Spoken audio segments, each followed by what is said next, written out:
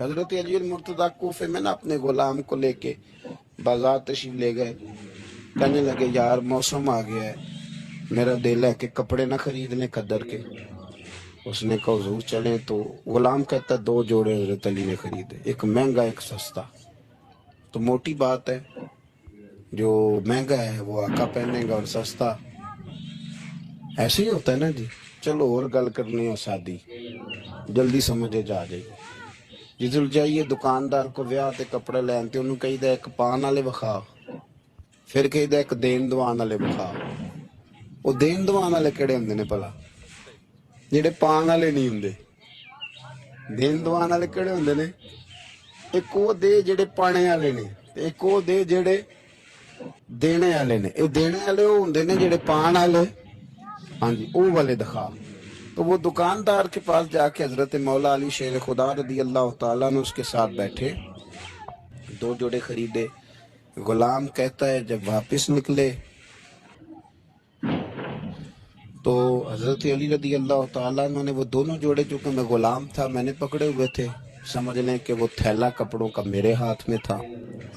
فرماتے ہیں شیر خدا کا گھر آ گیا, میرا بھی غریب خانہ آ گیا, اب ہم نے جدا ہونا تھا.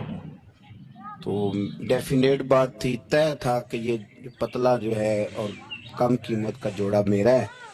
تو کہتے ہیں حضرت علی شیر خدا رضی اللہ تعالیٰ عنہ نے مجھے کہا کہ میرا جوڑا دے دو. تو میں نے وہ کپڑا جو مہنگا تھا وہ ان کی طرف بڑھایا, تو انہوں نے سستے کپڑے پہ ہاتھ ڈالا. فرمانے لگے یہ تیرا ہے. اور وہ پیر صاحب بھی ایسے کر سکتے ہیں ویسے کبھی کبھی, ہاں ان کے لیے بھی جائز ہے, کوئی منع ان کے لیے بھی منع. ہاں جی نذرانہ لینا بھی سنت ہے, اور کبھی کبھی غریب مرید کو دینا بھی سنت ہے. یہ بھی سرکار کے دین میں بات موجود ہے. بلکہ حضرت شیخ شہاب الدین سہروردی سے کسی نے کہا نذرانہ کس کو کہتے ہیں؟ فرمایا امیر سے لے لینا اور غریب کو دے دینا, اسی کے نام نذرانہ ہے. حضرت مولا علی شیر خدا کے اس غلام نے جب مہنگا جوڑا اپنے پاس دیکھا اور سستا حضرت علی کی طرف دیکھا تو اس نے ایک جملہ کہا. پھر حضرت علی نے جواب دیا, یہ ہے شیر خدا کی تعویل. ہم نا جب بچوں کو سبق پڑھاتے ہیں نا مدارس میں, تو پہلے اعتراض قائم کرتے ہیں, پھر خود اس کا جواب دیتے ہیں. تو 2 قسم کا جواب ہوتا ہے, ایک الزامی ہوتا ہے, ایک تحقیقی ہوتا ہے. کئی دفعہ ہمارے بچے مطمئن نہیں ہوتے, وہ کہتے ہیں جی میں نہیں مطمئن ہوا, جواب دوبارہ دیں. لیکن حضرت علی تھے نا, غلام نے اعتراض قائم کیا, اس نے ایک جملہ کہا, کہنے لگا حضور یہ سستا جوڑا مجھے دے, مہنگا آپ نے. فرمایا کیوں؟ کہنے لگا اس لیے کہ آپ آقا ہیں اور میں غلام ہوں. اب شیر خدا کا جواب سنے شیروں والا. فرمانے لگے نہیں میاں, مہنگا تو پہن اور سستا میں پہن. کہنے لگا کیوں؟ فرمانے لگے اس لیے کہ میں بوڑھا ہوں تو جوان ہے. میں بوڑھا ہوں تو جوان جو ہوتے ہیں وہ پہنے کپڑے اچھے اچھے مہنگے, میرا تو بڑھاپا ہے. وہ شخص کہتا ہے کہ میرے پاس اس بات کا جواب ہی کوئی نہیں تھا, کوئی جواب. اتنی بڑی بات کر دی. فرمانے لگے یہ مہنگا ہے, یہ جوان کوئی آدمی پہنے, میں بوڑھا ہوں. میں تو دعوت دین فقط مقصد صوفیات. آج بھی دین کے حوالے سے جو تشریحات, آج نہ لوگ دین کے خلاف نہیں بولتے, کوئی بندہ آپ کو ایسا نہیں ملے گا, کوئی بھی. آج کے دور میں جو فتنہ ہے وہ ہے دین کی غلط تشریح کا فتنہ. غلط تشریح, ٹی ویوں پہ لوگ بیٹھ گئے, وہ تشریحات غلط کر رہے ہیں. ہر بندہ کہے گا نبی پاک نے اپنے جی دشمنوں کو معاف کیا, آپ کہتے ہیں گستاخ کو پھانسی دینی. ہر بندہ یہ, اور آیتیں پڑھ پڑھ کے سنائیں گے, وَمَا أَرْسَلْنَاكَ إِلَّا رَحْمَةً لِّلْعَالَمِينَ. حالانکہ انہیں یہ نہیں پتا کہ رحمت للعالمین نبی نے فرمایا ہے کہ اگر کوئی شراب پیے گا تو ہم اسے کوڑے ماریں گے, اور حضور نے کوڑے مروائے ہیں. اپنی آنکھوں کے سامنے سرکار نے کوڑے مروائے ہیں. رحمت للعالمین نبی نے. جہاد کی بات آئی ہے تو فرمایا اب قتال ہوگا, اب کافروں کی گردنیں کاٹی جائیں. ہر چیز کا ایک وقت ہوتا ہے. غلط تشریحات, جی حضور نے اپنے بے ادب کو معاف کیا, تو میں نے کہا نبی پاک نے بے ادب کو معاف کیا, کسی صحابی نے حضور کے بے ادب کو معاف نہیں کیا. آپ دین کی تشریح کو سمجھے. اسی طرح کا معاملہ اور بہت ساری چیزوں کے ساتھ ہے. وہ کہتے ہیں جی وضاحت کے ساتھ فلانی شے کا ذکر نہیں آیا لہذا ہم کریں گے. پردے کے ساتھ بڑی بری حالت کر دی گئی ہے. عورتوں کا پردہ بالکل لوگوں نے، اور یہاں تک لوگ کہتے ہیں کہ جی چہرے کا پردہ ہی نہیں، دین میں تو آنکھیں نیچی کرنے کا حکم ہے. تو میں نے کہا ٹھیک ہے آپ آنکھیں نیچی کر لیں، کچھ کریں تو صحیح نا. اور مختلف قسم کی غلط تشریحات ہیں، توضیحات ہیں. کہتے ہیں جی پیر صاحب سے پردے کی کوئی ضرورت نہیں، اس لیے کہ پیر باپ کی جگہ پہ ہوتا ہے. باپ تو نہیں نہ ہوتا، جگہ پہ ہوتا ہے نا. مومنوں کی مائیں، قرآن کہتا ہے کہ یہ مومنوں کی مائیں ہیں، لیکن مومنوں کی ماں کے پاس جب ان کا بیٹا حضرت عبداللہ ابن مکتوم نابینا آئے تھے تو حضور نے فرمایا تھا عائشہ پردہ کرو. عرض کی حضور وہ تو نابینا، یہ رشتہ قرآن میں بیان کیا، یہ تو نابینا ہے. تو فرمایا تمہیں تو نظر آ رہا ہے.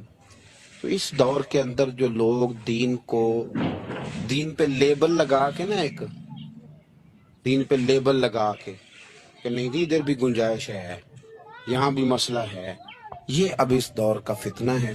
جدت کے ساتھ بڑے بڑے ایسے اسکالر باقاعدہ ٹی وی پہ بٹھائے گئے کہ جنہوں نے کہا کوئی ضرورت نہیں. آپ یہاں تک میں سنتا ہوں کہ ایک نہ ہو گے تو گزارا ہو جائے گا. یہاں تک بھی میں سنتا ہوں کہ یہ آپ غلط تشریحات کر رہے ہیں. اور میں کیسے اسکالر کو بھی جانتا ہوں جو کہتا ہے کہ بس ٹھیک ہے، نکاح جب کسی شخص نے کسی کو قبول کر لیا تو نکاح ہی نکاح ہے، حجاب و قبول کا نام نکاح ہے.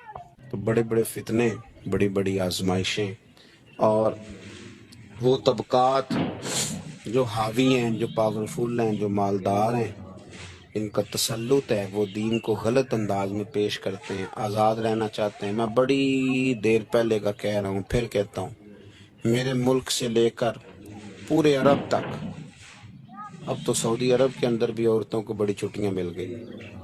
وہ کہتے ہیں کہ ایک ہی بات ہے، ہمیں کوئی اعتراض نہیں، جس نے نماز پڑھنی ہے وہ نماز پڑھے، جس نے شراب کھانے جانا ہے وہ شراب کھانے جائے. یہاں تک کہ جب عورتیں نکلی تھیں یہاں ملک میں ریس لگانے کے لیے سائیکلوں پہ، تو اس وقت کے لبرل آدمی نے کہا تھا مولوی نہ دیکھیں، آنکھیں بند کر لیں. تو یہ فتنہ ہے اس دور کا، یہ اس دور کا مین مسئلہ ہے. لوگ آزاد ہونا چاہتے ہیں. آپ یقین کریں ابھی لمبا نہیں وقت گزرا، یہ آپ جو سفید داڑھی والے بزرگ یہاں بیٹھے ہیں ان سے آپ پوچھ لیں کہ بہت شرم کی بات تھی کہ لڑکا یہ کہہ دیتا کہ شادی سے پہلے میں نے بیوی کو دیکھنا ہے. یہ خاصا حالانکہ جائز ہے، ایک نظر دیکھنا جائز ہے. اس پر بھی علماء نے قیود لکھی ہیں کہ دیکھے گا تو کیسے دیکھے گا، اس تشریح میں نہیں جاتا. لیکن اب وہی سارے لوگ، چار پیسے ان کے پاس آئے ہیں تو لڑکا لڑکی اکٹھے بیٹھ کے منگنی ہوتی ہے، ان کی میرج آ گئی، سارا کچھ ہوتا ہے. ہندوؤں کے طریقوں کے مطابق انگوٹھیاں پہنائی جاتی ہیں، مہندیاں ہوتی ہیں، تماشے لگتے ہیں. یہ فتنہ ہے اس دور کا. تو اس دور کے صوفیہ اس فتنے کے خلاف اٹھیں گے، وہ جہاد کریں گے، وہ دین کا جو اصل چہرہ ہے وہ لوگوں کے سامنے پیش کریں گے. اسی کا نام تصوف، اسی کا نام طریقت ہے، اسی کا نام پیری مریدی ہے، اسی کا نام اصلیت ہے کہ آپ دین پر کسی کو عمل کرائیں. اگر آپ دین پہ عمل نہیں کرا سکتے تو ٹھیک ہے، پھر جب میں نے یہ نعرہ لگایا کہ میں دیندار ہوں تو ہو سکتا ہے میری میٹھی باتوں سے وقتی طور پر کچھ لوگ میرے جان سے بھی آ جائے، ہاتھ باندھ کے میرے پیچھے بھی چلنے لگیں، لیکن آؤ پہ دس دیاں قبراں، 4 منٹ 4 دنوں کی بات ہے، پھر رب کریم پوچھ لے گا، پھر حساب بڑا لمبا ہے. تو اس لیے کوشش فرمائیں صوفیاء کے پیغام کو سمجھیں، دعوت دین دیں. جو آپ کا کلاس فیل ہے اس کو بھی دین کا پیغام دیں، جو ڈیوٹی آپ کے ساتھ کرتا ہے اسے بھی نماز کا درس دیں. ایک دوسرے کا بازو تھامیں. اور میں آپ کو بڑی ذمہ داری سے کہتا ہوں کہ کہنے سے بات بن جاتی ہے. آپ انشاءاللہ کسی کو کہیں گے نا مسجد چل تو وہ چلے گا اللہ کے فضل. اس کی وجہ یہ نہیں کہ بات میں اثر ہوتا ہے، دین میں ویسے ہی بڑا اثر ہے. اللہ تبارک و تعالیٰ نے 1,24,000 کم و بیش انبیاء بھیجے، تو انبیاء تبلیغ کرنے آئے تھے. مقصود تبلیغ ہے، مقصود دعوت دینا ہے، مقصود پیغام دینا ہے. کھل کے انہوں نے پیغام دیا. بلکہ سورہ یاسین میں انبیاء کرام علیہ السلام کا وہ قول موجود ہے کہ جب وہ کہتے تھے کہ وما علینا الا البلاغ المبین، کہ بھی ہمارے ذمے تو کھول کر بیان کرنا ہے، دعوت دیتے رہے۔ نبی کریم سید عالم صلی اللہ علیہ وسلم پر اللہ کریم نے سلسلہ نبوت کو بند فرمایا۔ اب یہ ذمہ لگ گیا امت کے علماء نے، اولیاء نے، صوفیاء نے ہر زمانے میں دعوت دین دی۔ ایک ہی مقصد ہے، صرف دعوت دین دینا، فقط ایک مقصد، اس کے علاوہ کوئی دوسرا نہ مقصود ہے نہ اس کی کوئی ضرورت ہے۔ دعوت دین صوفی اپنی تکمیل کرتا ہے، اللہ سیکھتا ہے، وہ مختلف طریقے ہیں، نقشبندیہ ہے، چشتیہ ہے، سہروردیہ ہے، نوشائیہ ہے، قادریہ ہے، اپنے اپنے طریقوں کے مطابق صوفیاء ان کی تکمیل کرتے ہیں۔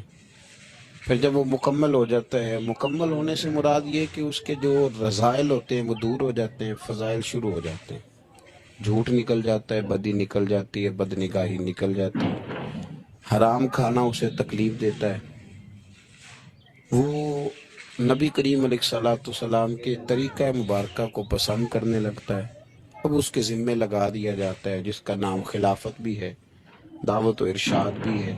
اب وہ آگے نکلتا ہے، دین کا پیغام دیتا ہے۔ باقی پھر آپ کو پتہ ہے کہ رش جب میلہ بہت بڑا ہو جائے تو اس میں کون کون کہاں سے آ کے کس کس روپ میں شامل ہو گیا پتہ کوئی نہیں چلتا۔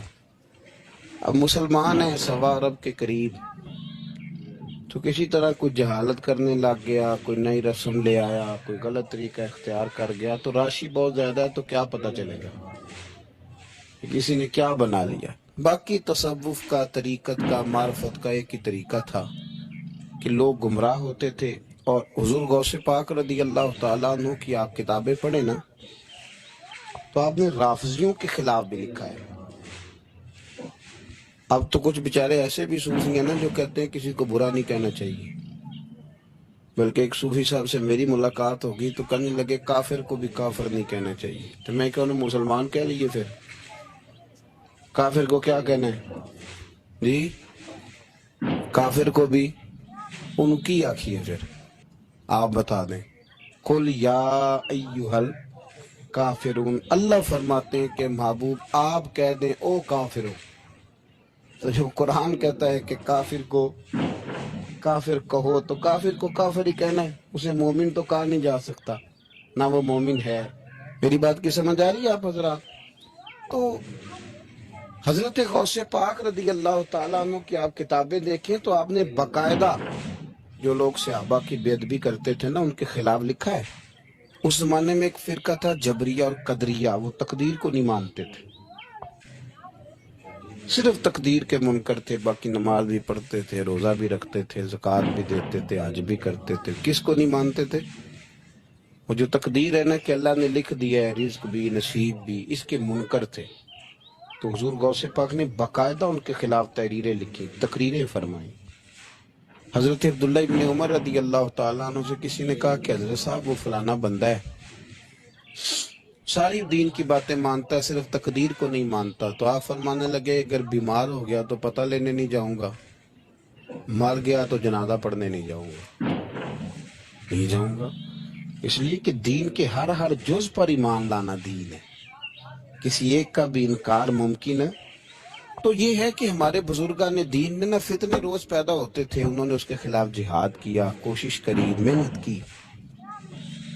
اعلیٰ حضرت بریلوی رحمۃ اللہ علیہ کے زمانے میں لوگ پیدا ہو گئے، انہوں نے بڑی بڑی عجیب باتیں سرکار کی ذات کے بارے میں کرنی شروع کر دی۔ اگر اسی طرح کے صوفی ہوتے جس طرح کے صوفی پائے جاتے ہیں، کسی کو کچھ بھی نہیں کہنا، تو ٹھیک ہے۔ جو مولوی اپنی کتاب میں لکھ رہا تھا کہ نبی پاک کا علم جانوروں پاگلوں کی طرح، اس کو لکھنے دیتے، کسی کو کچھ کہنا تو ہے ہی نہیں، لکھنے دیتے، وہ بالکل چھٹی تھی۔ تو اعلیٰ حضرت نے جہاد کیا، ان کے خلاف لکھا۔ جب کسی نے کہا کہ حضور کے بعد بھی نبی آئے تو فرق نہیں پڑتا، تو اعلیٰ حضرت فرمانے لگے آئے کیوں، میں ضرورت کیا ہے، یہ لفظ آپ نے کیسا بولا، کیسے آئے؟ ہمارے بزرگوں نے اس دور کے تقاضوں کے مطابق جہاد کیا۔ ایک سنگی مجھے ایک دن پوچھنے لگے، پیار سے لوگ کئی سوال پوچھتے ہیں، سارے بندے تنقید کے طور پہ نہیں پوچھتے. انہوں نے کہا جی یہ صوفی کا کیا کام ہے کہ فوٹو کھچائے؟ صوفی کا کیا کام ہے اس کی ویڈیو بنے؟ وہ تو طریقت تصوف والا آدمی ہے. تو میں نے کہا میرے بھائی آپ بات کو سمجھے،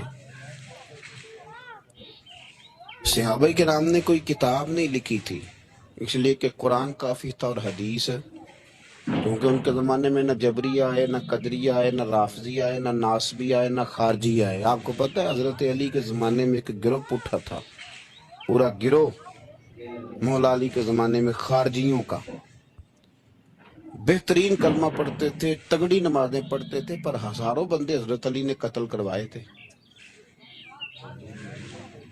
رش زیادہ ہوتا ہے تو غلط لوگ بھی شامل ہو جاتے ہیں. مجھے بتائیں کہ آپ بیج نہیں ڈالتے تو پھر بھی فصل کے ساتھ جڑی بوٹی اگ جاتی ہے کہ نہیں؟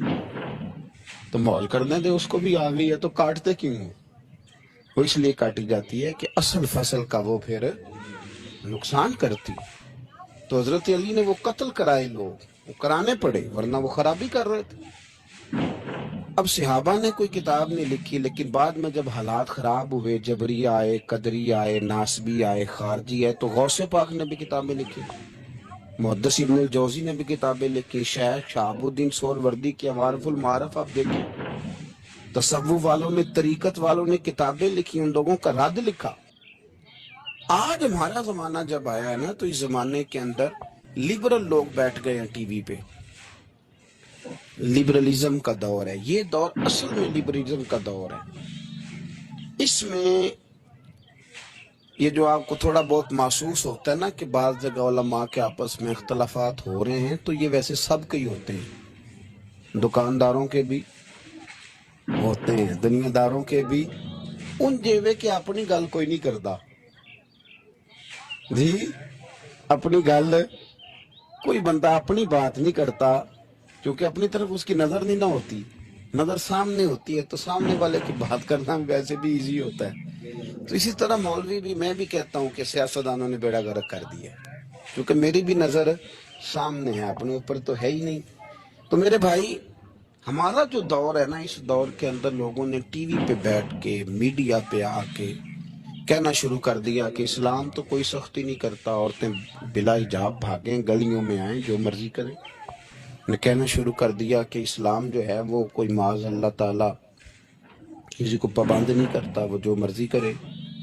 لوگ دین کا نام لے کے دین کا حلیہ بگاڑنے لگے. پینٹ شرٹ والے مولوی آ گئے مارکیٹ میں، پینٹ شرٹ والے، بڑا حالات خراب ہونے لگے. تو اب مجبوری ہے کہ جس طرح کا دور ہوگا، جہاد بھی اسی طرح کا ہوگا. سرکار نے تلوار سے جہاد کیا ہے، توپ کوئی نہیں چلائی. اب آپ کہیں جی آپ توپ کیوں، آپ بندوق کیوں چلا رہے ہیں، حضور کی سنت کے مطابق چلیں. تو میرے بھائی، تب تلوار سے لڑائی ہوتی تھی، اب توپ سے ہوتی. اب دور ہے میڈیا کا، وہ میڈیا پہ اعتراض کرے گا تو اسے جواب بھی میڈیا دے گا، اس کے مطابق آپ چلیں گے. تو صوفیاء کو بھی یہ استعمال کرنا پڑا. تو یہ باتیں آپ سمجھیں، صوفیاء کا ایک ہی مقصد ہے. ہمارے زمانے میں نا جو کام نہیں نہ ہو رہا وہ دین کی دعوت ہے. کیوں بلا؟ اس لیے کہ لوگ تنقید کرتے ہیں، ہر بندے پہ ہی کرتے ہیں.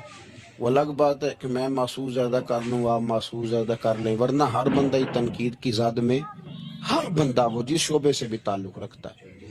میرے بھائی، ایک ہی مقصد ہے ساری طریقت کا، وہ ہے دعوت دین، دعوت بے نمازی کو نماز کی دعوت، شریعت کے باغی کو شریعت کی دعوت. کبھی آپ نے یہ نہیں سنا ہوگا کہ مولوی ہڑتال پہ ہیں تو مسجدوں میں جمعہ نہیں ہوگا آج. کبھی سنا ہے؟ ڈاکٹر ہڑتال پہ جاتے ہیں کہ نہیں؟ وکیل، ٹرینوں والے، مولوی صاحب کبھی گئے ہوں کہ آج مولویوں کی ہڑتال ہے؟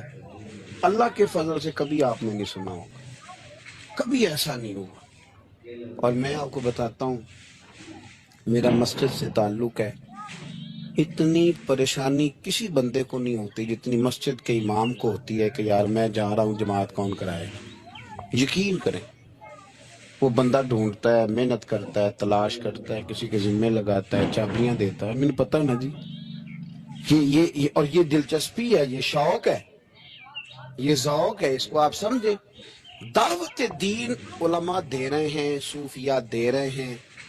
کسی بھی بندے کو آپ ٹٹول کے دیکھ لیں، یار ماشاءاللہ داڑھی شریف رکھ لی ہے، تو کہے گا یار میں لاہور گیا تھا، ایک علامہ صاحب کی بات سنی، بس میرے دل پہ لگ گئی۔ ہو سکتا ہے اسے نام بھی نہ یاد ہو۔ تو یہ دعوت دین ہو رہی ہے تو بات آگے بڑھ رہی ہے نا۔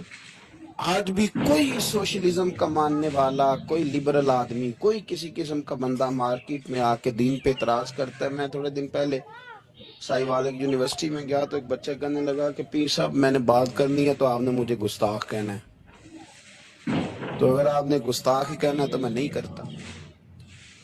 تو آپ بتا دیں۔ میں نے کہا نہیں، آپ بات کریں، میں آپ کو گستاخ نہیں کہتا۔ کہنے لگا جی نبی پاک صلی اللہ علیہ وسلم کے زمانے میں غلامی ختم کیوں نہیں ہوئی؟ چاہیے تھا حضور کہتے آج کے بعد کوئی غلام نہیں، ختم کر دیتے، ختم کیوں نہیں ہوئی؟ بکتے رہے غلام، بلکہ حضرت علی کے زمانے تک غلام بکتے رہے۔ آپ کے پاس کیا جواب ہے؟ میں نے کہا اصل میں آپ رہتے ہیں ان لوگوں کے پاس جو بیچارے عشاء کی رکھتے بھی پوری نہیں بتا سکتے، اس لیے آپ کے اندر یہی بہام پیدا ہوا ہے۔ میں نے کہا میاں نبی پاک نے غلامی ختم کر دی؟ کہنے لگا جی نہیں، یہ میرے پاس ابن اسحاق کا والا ہے، ابن حشام ہے، فلانی کتاب ہے، فلانی کتاب ہے۔ میں نے اسے کہا بچے آپ سمجھے نہیں، نبی کریم علیہ السلام نے نا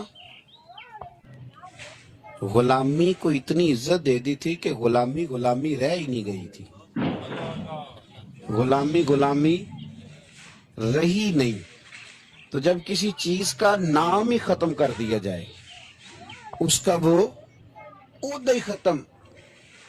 یہ جو لوگ تھوڑے سے اداروں سے انسلاک رکھتے ہیں وہ سمجھتے ہوں گے کہ سیٹ ہی اگر ختم کر دی جائے کوئی، تو اس سیٹ پر جو بندے موجود بھی ہوں تو وہ سیٹ ہی نہیں، سیٹ ہی کوئی نہیں۔ حضور نے دیکھے نا، حضرت ابو ذر غفاری فرماتے ہیں میں اپنے غلاموں کے بارے میں بڑا سخت تھا، لوگ مثال دیتے کہ اگر پھر تمہارا وہی حال کریں جو ابو ذر اپنے غلاموں کا کرتا ہے۔ فرماتے میں جب کلمہ پڑھنے آیا تو بڑی نصیحتیں حضور نے فرمائیں، تو جب میں واپس جانے لگا تو ایک آواز دی، میں واپس لوٹا تو فرمایا ایک بات کا خیال رکھنا۔ یا رسول اللہ وہ کون سی؟ فرمایا اپنے غلاموں کے ساتھ اچھا سلوک کرنا۔ تو فرماتے میں نے فوراً عرض کی حضور کس طرح کا سلوک کروں، کس طرح کا؟ تو یہ ابن ماجہ میں، ابو داؤد میں، نسائی میں، مسند احمد میں، کیا خوبصورت انداز ہے۔ جو بڑے انسانی حقوق کی تنظیموں پہ بات کرنے والے نا، پورے یورپ میں شور مچانے والے، وہ بڑے حقوق بیان کریں گے، سیمینار کریں گے، چارٹر لکھا جائے گا، ڈبیٹ ہوگی، ایوان اقبال میں سیمینار ہوگا، فلانی جگہ ہوگا، کچھ پلے نہیں پڑے گا۔ میرے نبی کے دو جملے، ختم ہو گئی ساری باتیں۔ رسول کریم علیہ السلام نے فرمایا جس طرح کا خود کھانا اس طرح کا غلاموں کو کھلانا، جس طرح کا خود پہننا اس طرح کا غلاموں کو پہنانا۔ ختم ہو گئی بات۔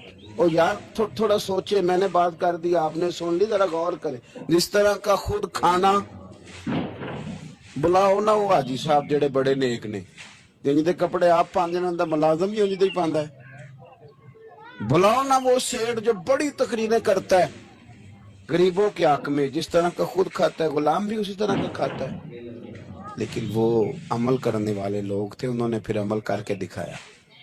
مولا علی شیر خدا کرم اللہ تعالی وجہ الکریم۔ ایک بات اور کر دوں، چلو آ گئی۔ حضرت علی کا ماننے والا جب مجھے جاہل ملتا ہے نا کوئی، کہ میں حضرت علی کا ماننے والا ہوں، تو میں انہوں کہنا تیری مہربانی کسی درس گاہ داخل ہو جا۔ اتنے بڑے عالم کا ماننے والا اور تیرا حال کیا ہے؟ دیکھیں نا، میں کہوں او استاد جی کا شاگرد ہوں، بندے کہیں گے تیری گلہ تے نہیں پہ دس دیا۔ تھوڑی مہربانی کریں۔ جس سے کائنات نے علم لیا اور زمانے نے فیض پایا، ماننے والا اس کا ہو اور اسے دعائے قنوت بھی نہ آتی ہو، تو یہ کیا تماشا ہے؟ آپ دیکھیں نا، آپ کس بات کہاں کی ہے، سٹیٹس کہاں کا آپ بیان کر رہے ہیں، اور معیار آپ کا کیا ہے؟ بالکل جہالت کی بات کر دینا اور بات مولا علی شیر خدا